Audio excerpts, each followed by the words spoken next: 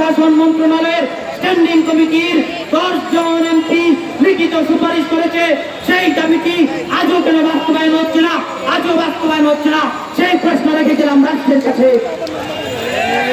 প্রিয় বন্ধুরা, অনেক কথা বলা যায়, আমি একটা কথা বলতে চাই, এই ছাত্র সমাজ হারতে জানে না, এই ছাত্র সমাজ ৬২-তে হারে নাই, এই ছাত্র সমাজ ৬৯-এ হারে নাই, এই ছাত্র সমাজ ৭১-এ হারে নাই, সেই ছাত্র সমাজ ২৪-এ হারবে না। ছাত্র সমাজ দেখিয়ে দিবে তাদের রায়, তাদের জোয়ার, তাদের জনসমুদ্র এই ৩৫ বাস্তবায়নের জন্য যথেষ্ট।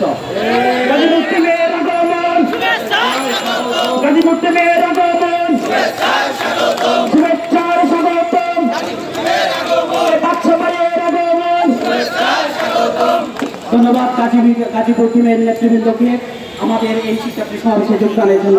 প্রিয় বন্ধুরা, আরেকটা তথ্য আপনাকে দিই, আপনারা জানেন এই দেশের সবচেয়ে টপ লেভেলের প্রথম আলো পত্রিকা, সেই প্রথম আলো পত্রিকায় জড়িত হয়েছে এই দেশের একজন জনপ্রিয় ইন্ডিপেন্ডেন্ট টিভি, সেখানে জড়িত হয়েছে এই ঢাকা বিশ্ববিদ্যালয়ের সবচেয়ে জনপ্রিয় ক্যাম্পাস টাইমস পত্রিকা, ক্যাম্পাস টাইমস সাকসেস।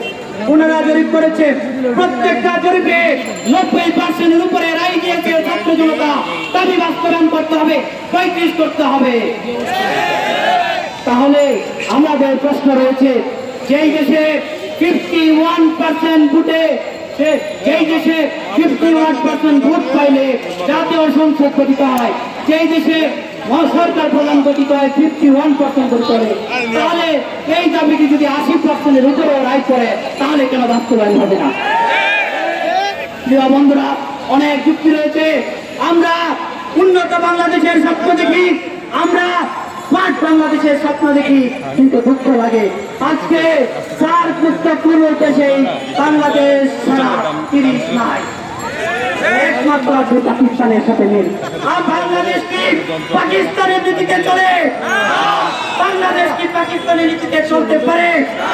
এই জন্য কি বাংলাদেশের ছাত্র জনতা ৭১-এ রক্ত দিয়েছিল, সেই রক্তের মূল্য দিতে হবে। বাংলাদেশ পাকিস্তানের নীতিতে চলবে না। প্রিয় জনতা, অনেক কথাই বলা যায়, কিন্তু সময় স্বল্পতা এবং আমাদের পরবর্তী কার্যক্রমের সাথে আমাদের বক্তব্য সংক্ষিপ্ত করতে হচ্ছে। প্রিয় বন্ধুরা, আমাদের অনেক সহযোগিতা রয়েছে, জীবনের শেষ মুহূর্ত পর্যন্ত এখানে দিতে প্রস্তুত। আমাদের অনেক সহযোগিতা রয়েছে, টিউশনের টাকা জমিয়ে, মা বাবার চলাফেরার টাকা জমিয়ে ঢাকা শহরে থাকতে পারে না, একটা ভালো খাবার কিনে খায় না, সেই টাকা জমি আজকে সমাবেশে এসেছে। এই সমাবেশ কি ব্যর্থ হইতে পারে? ব্যর্থ হইতে দিব না। আজকে ৩০ নামক শৃঙ্খলের যতক্ষণ মুক্তি না হবে, আজকে এই রাজু ভাস্কর্য ত্যাগ করবে না শিক্ষার্থীরা।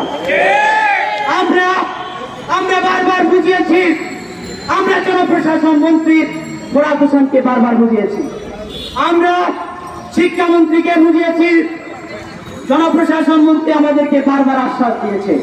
আর কেন আশ্বাস দিবেন? আপনার কি আপনার রাজনৈতিক কাজে